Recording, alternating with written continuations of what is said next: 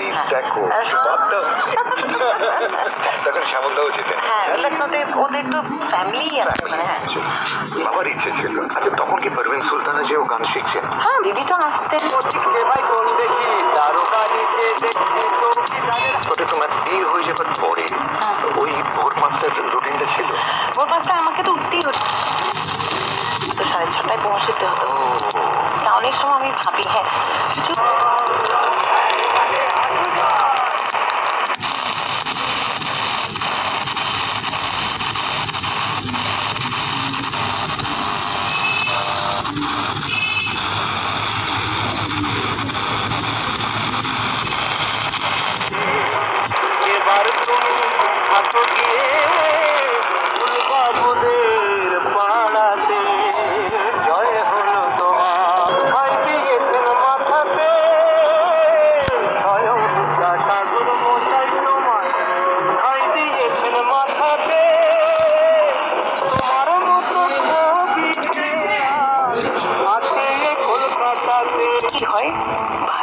ভৈরব দিয়ে আমাদের কিন্তু সকাল থেকে শুরু হয়।